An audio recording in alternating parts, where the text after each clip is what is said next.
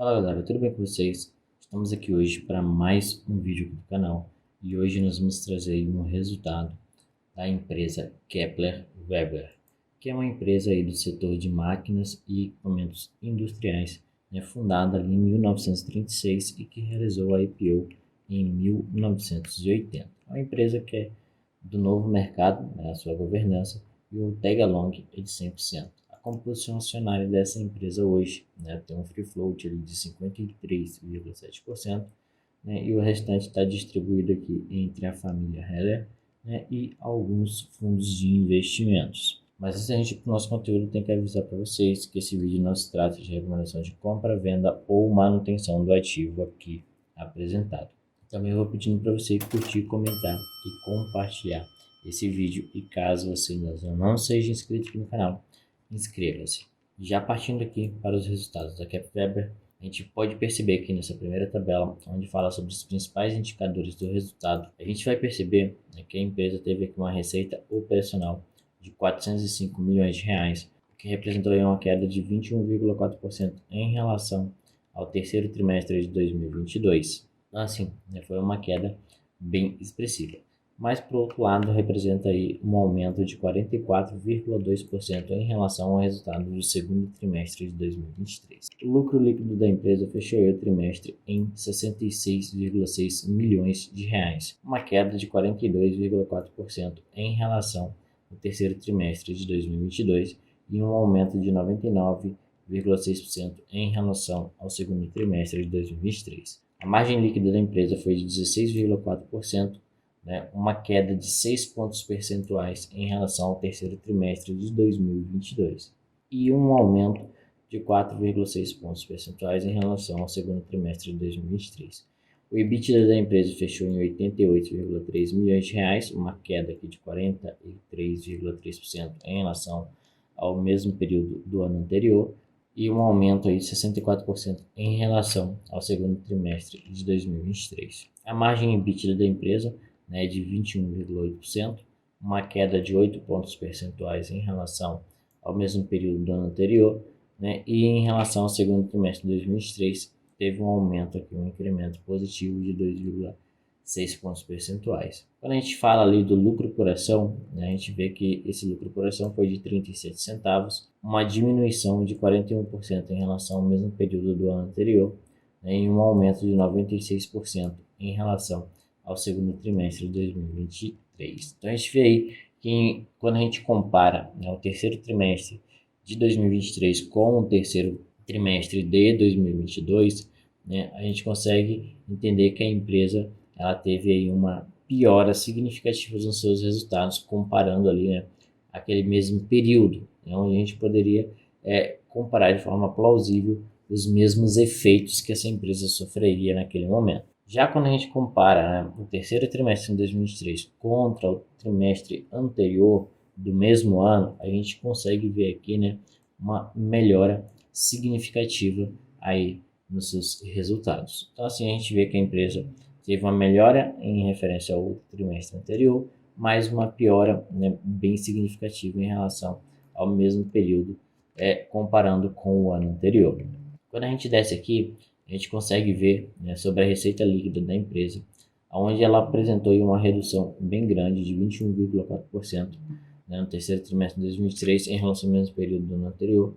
E quando a gente olha, né, esse histórico aqui, buscando lá desde o terceiro trimestre de 2021, né, comparando aqui receita líquida do mercado interno e o mercado externo, a gente vê que o mercado interno ainda é a maior parte da receita da empresa.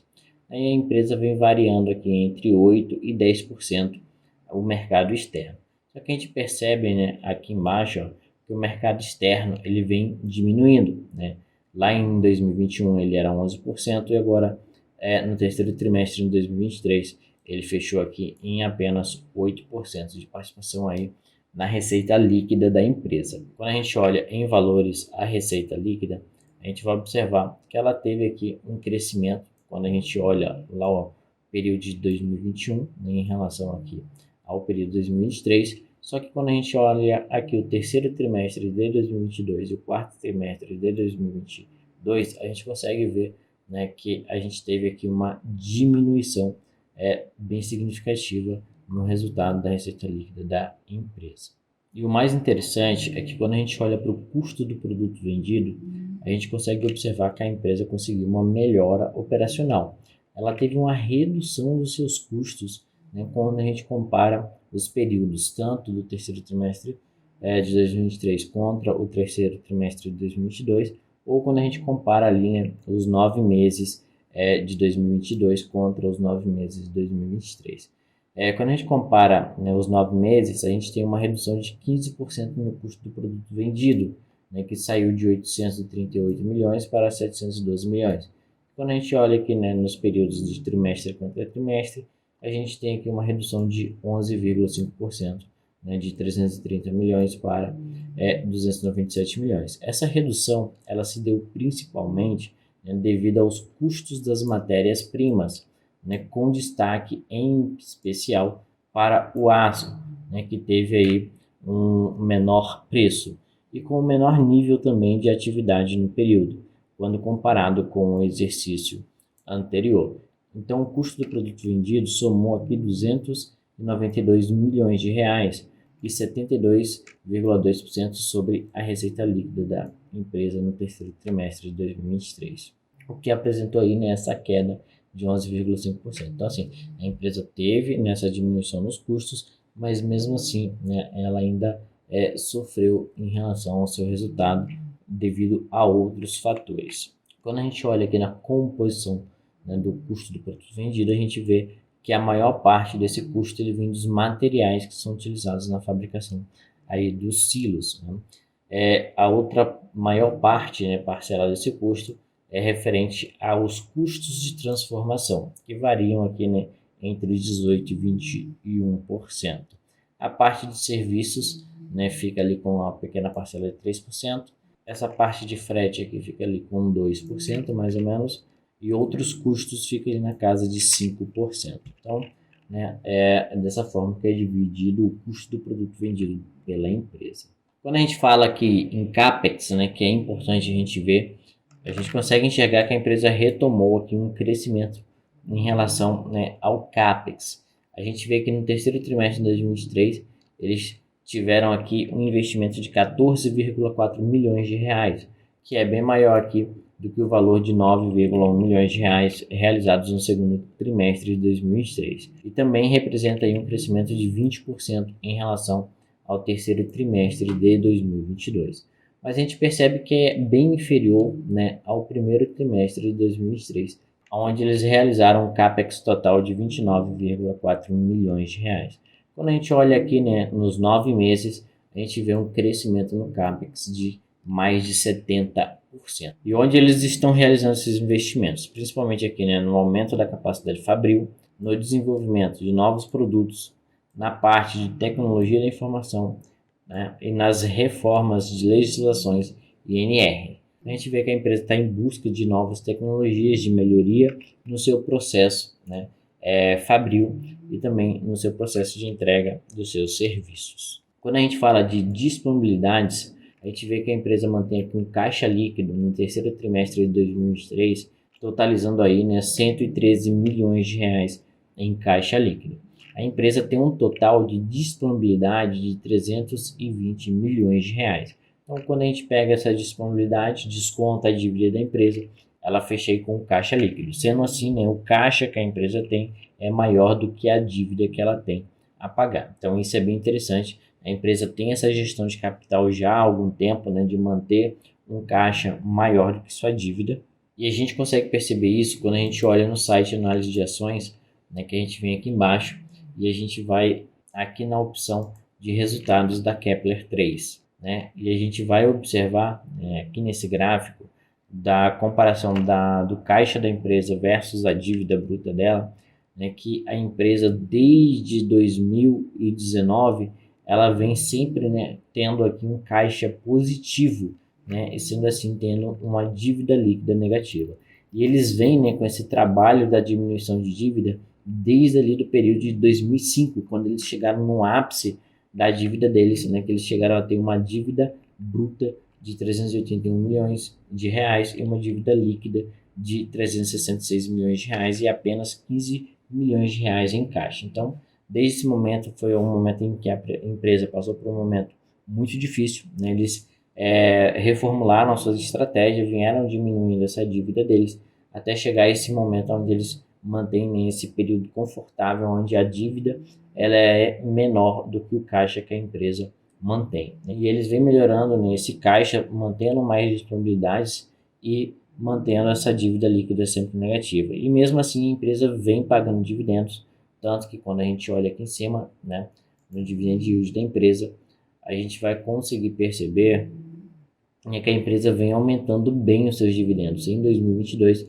chegou a pagar aqui a 18,28% em dividend yield, nem agora em 2023 já está com um yield de 11,32%.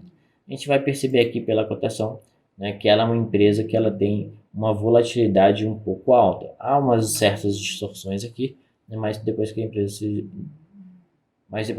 se reformulou, a gente vê, né, que ela varia ali, já chegou a bater aqui mais de R$ 20 em dezembro de 2022 e agora está sendo negociado na faixa de R$ 10. Então, nos últimos 12 meses, ela teve uma desvalorização de aproximadamente 13%, né?